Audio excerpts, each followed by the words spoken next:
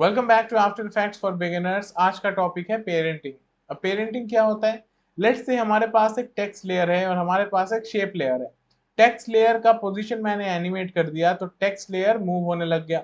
अब देखो shape layer तो साथ में मूव नहीं हो रहा है ना, पर मैं चाहता हूं कि शेप उसके साथ साथ मूव हो, तो वो मैं कैसे करूं? तो यही चीज हमें आज सीखना है और ये हम सीखेंगे with the help of parenting. So let's start. तो first of all I will make a new composition. तो यहाँ क्लिक करेंगे 1920 1080 30 fps और मैं इसको नाम दे दूंगा 1। अब इसके बाद मुझे क्या करना है, मुझे यहाँ पे एक टेक्स्ट लेयर चाहिए। तो लेयर बना लेते हैं, right click new and from here you can take text layer. अब टेक्स्ट लेयर में for example I am writing parenting. ठीक है, टेक्स्ट लिख दिया मैंने। टेक्स्ट का कलर मुझे करना है change, so I will change the colour. Colour change कर दिया, इट इज रेड। तो ब्लैक पे ऑब्वियसली अच्छे से पता चल रहा है। इसके बाद इसका जो एंकर पॉइंट है वो मुझे चाहिए सेंटर में। So how do I do that? Control hold करो और डबल क्लिक करो पैन बिहाइंड टूल पे। हो गया। इसके बाद मुझे इसके पीछे एक शेप रखना है। ठीक है, तो मैं शेप बना लूंगा। तो आई विल गो हियर, सिलेक्ट करूंगा इसको and I will draw shape. और शेप लेयर को रख देंगे टेक्स्ट के नीचे। शेप का जो कलर है वो मैं चेंज करूंगा। So I will go to fill और यहाँ से we can change the colour. ठीक है, कलर चेंज हो गया। इसके बाद शेप का थोड़ा सा मैं साइज चेंज कर दूंगा। So I will just do it directly from here और इसको मूव करके यहाँ रख देंगे। ठीक, इसका भी एंकर पॉइंट में सेंटर में रख रहा हूँ। अब हमें क्या करना है, मैं चाहता हूँ कि हमारा टेक्स्ट मूव हो, राइट, पर उसके साथ इस रेक्टेंगल को भी मूव होना है। तो वो हम कैसे करेंगे? चलो इसको तो मैं एनिमेट कर देता हूँ। आई विल सिलेक्ट दिस, मैं प्रेस करूंगा पोजीशन। अब स्टार्टिंग में मुझे ये चाहिए बाहर। ठीक है, तो मैं इसको ऐसे मूव कर सकता हूँ, राइट, मूव कर देंगे। पर देखो ये तो मूव नहीं हुआ ना साथ में। तो हमें यहीं पे पता चल जा रहा है कि इवन बिफोर एनिमेशन ये रेक्टेंगल इसके साथ मूव नहीं होगा। हम इसको जितना भी मूव करें, देखो रेक्टेंगल पे कुछ होगा ही नहीं, बिकॉज ये दोनों क्या है, अलग लेयर्स है ना। तो इन दोनों को अगर एक साथ कंट्रोल करना है, उसके लिए फर्स्ट ऑफ ऑल हमें क्या करना होगा, इन दोनों को एक साथ करना होगा, दोनों लेयर्स को आपस में लिंक करना होगा। ठीक है, तो वो कैसे करेंगे? यहाँ पे देखो लेयर के राइट साइड में यहाँ पे हमें एक ऑप्शन मिलता है that says parent and link. ठीक है, पेरेंट एंड लिंक के नीचे हमें लिख के आता है नन। अब पेरेंटिंग का मतलब क्या है कि एक लेयर दूसरे लेयर का जो एनिमेशन है उसको फॉलो करेगा। मतलब अगर एक मूव होगा दूसरे को भी मूव होना है। तो वो हम करेंगे कैसे? हमें पहले ये देखना है कि किस लेयर को हम एनिमेट कर रहे हैं। हम एनिमेट करेंगे टेक्स्ट लेयर को ना, और हम चाहते हैं कि साथ में रेक्टेंगल मूव हो। मतलब पेरेंट लेयर कौन होगा? टेक्स्ट, जिसके साथ मूव होना है। और चाइल्ड लेयर कौन होगा? रेक्टेंगल, जो मूव होगा। ठीक, अब लिंक करने के लिए क्या करना है, यहाँ पेरेंट एंड लिंक के नीचे देखो लिख के आ रहा है नन। तो यहाँ पे क्लिक करो और यहाँ पे देखो ये दिखा रहा है पेरेंटिंग, जो हमारा टेक्स्ट लेयर है। और यहाँ पे जो शेप लेयर है वो देखो ग्रे करके आ रहा है। ठीक है, तो हमारा पेरेंट लेयर कौन होगा? टेक्स्ट। तो यहाँ से बता दो कि ये टेक्स्ट है। और अब टेक्स्ट को मूव करेंगे, ये देखो टेक्स्ट के साथ साथ जो रेक्टेंगल है वो भी मूव हो रहा है ना, राइट। पर हम देखो रेक्टेंगल पे कुछ भी नहीं कर रहे हैं, हम मूव कर रहे हैं टेक्स्ट को। पर बिकॉज यहाँ पे कनेक्शन बना हुआ है ना, तो इसीलिए उसके साथ साथ हमारा जो शेप है वो भी मूव होगा। अब इस कनेक्शन को अगर मैं ऑफ कर दूंगा, नन पे क्लिक करेंगे तो ये ऑफ हो जाएगा।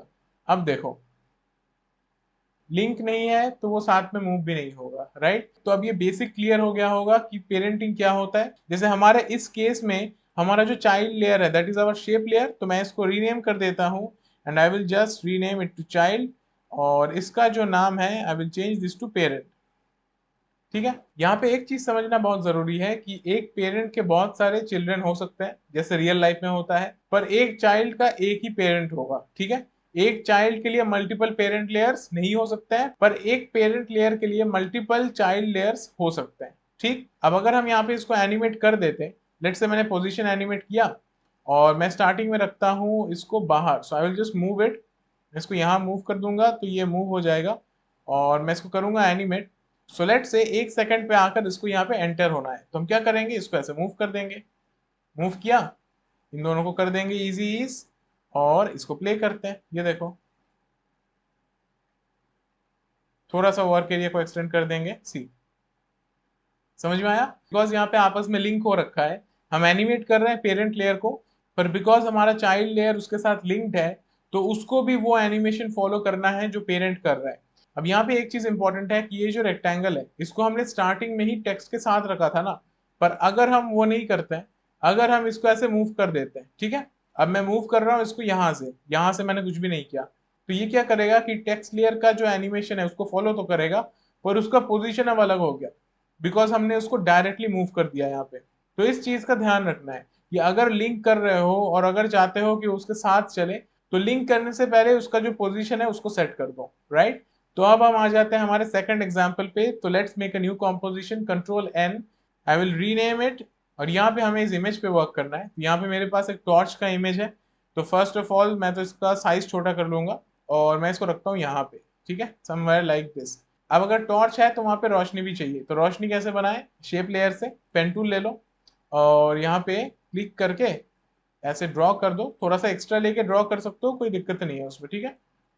क्लोज कर देंगे तो ये क्लोज हो गया। अब इसको और थोड़ा सा रियलिस्टिक बनाने के लिए इस पे हम ब्लर ऐड करेंगे। तो सिलेक्ट द शेप लेयर, तो इफेक्ट में जाओ, ब्लर एंड शार्पन, और यहाँ से you can use Gaussian blur. के अलावा if you want you can also use directional blur. तो अभी के लिए I will select Gaussian blur and इसको यहाँ से इंक्रीज करेंगे तो यहाँ पे ब्लरीनेस भी आ जाएगा। जैसे प्रीमियर और फोटोशॉप में गॉसियन ब्लर था, so this is also the same. अब यहाँ पे ब्लर से क्या हुआ, हमारा जो लाइट है वो थोड़ा सा सॉफ्ट हो गया। और यहाँ से ऑन ऑफ करके चेक कर सकते हो, ठीक है। There is good amount of difference. अब इसके बाद मैं चाहता हूँ कि टॉर्च एनिमेट हो। तो टॉर्च को तो मैं चलो एनिमेट कर दूंगा। मैं यहाँ जाऊंगा, पोजिशन पे जाऊंगा, और लेट से इसका स्टार्टिंग पॉइंट मुझे चाहिए बाहर, तो मैं इसको यहाँ रख दूंगा। पोजिशन एनिमेट कर दिया मैंने। मैं चाहता हूँ 2 सेकंड तक ये यहाँ पे जाए, ठीक। तो इसको मैं ऐसे मूव करूंगा।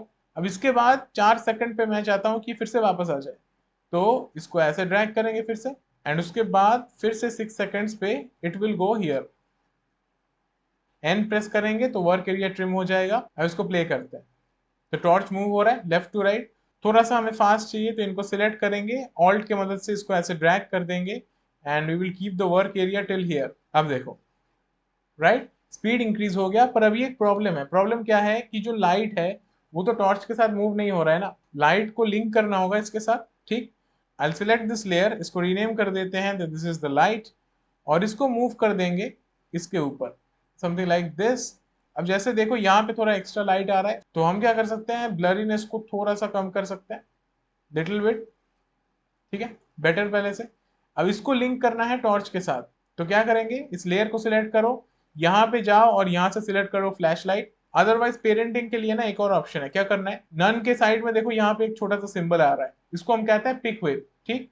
इसको सिलेक्ट करो कौन से लेयर के लिए, जो हमारा चाइल्ड लेयर है, और इसको ड्रैग करो पेरेंट पे, ठीक है। चाइल्ड के पिक वेव को सिलेक्ट करके पेरेंट पे ड्रैग करो और रिलीज कर दो। जैसे ही रिलीज करोगे देखो यहाँ पे किसका नाम आ गया, फ्लैश लाइट का, ठीक। अब प्ले करते हैं, हो गया एनिमेट। बिकॉज हमने यहाँ पे लिंक किया, तो जहां जहां पे टॉर्च मूव होकर जाएगा, इस लाइट को भी मूव होना ही होगा जब तक वहां पे लिंक है। इसको और इंटरेस्टिंग बनाने के लिए हम इस टॉर्च को दे सकते हैं रोटेशन। रोटेशन को सिलेक्ट करेंगे, लेट से वी गो हियर, और मैं चाहता हूं कि यहां जाके ये ऐसे रोटेट हो जाए।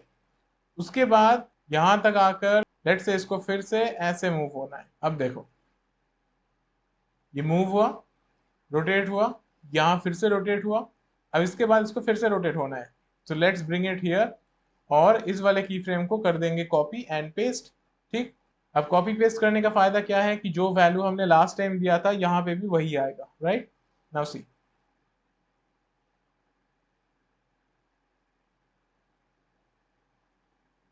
आया समझ में, राइट। और इस पोजीशन के की फ्रेम को मैं यहाँ रखता हूँ एंड यहाँ जाके मैं इसको रखूंगा थोड़ा सा और फ्रेम के अंदर, ताकि वो हमें दिखाई दे।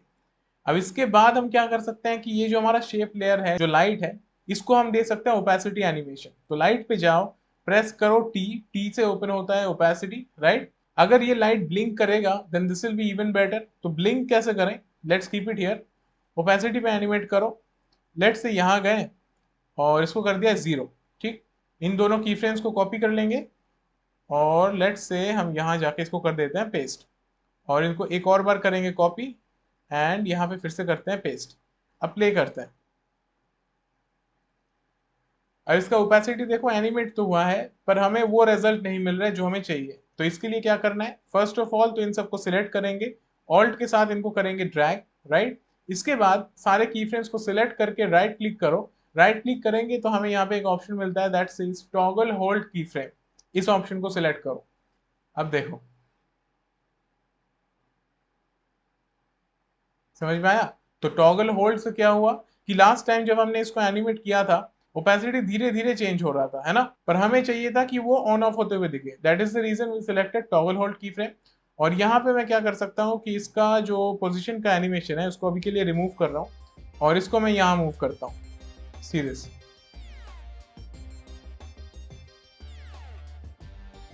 क्लियर है? तो अब ये समझ में आ गया होगा कि पेरेंटिंग क्या होता है, पेरेंटिंग की मदद से हम क्या करते हैं, इसके बेनिफिट्स क्या हैं, राइट? बहुत ही इंपॉर्टेंट टॉपिक है, तो इसको अच्छे से प्रैक्टिस करना। तो आज के क्लास को यहीं पे एंड करेंगे। अगर वीडियो अच्छा लगा है वीडियो को लाइक कर दो, अगर चैनल पे नए हो और अभी तक सब्सक्राइब नहीं किया है प्लीज सब्सक्राइब, और हम मिलने वाले हैं नेक्स्ट क्लास में। So I will see you in the next one.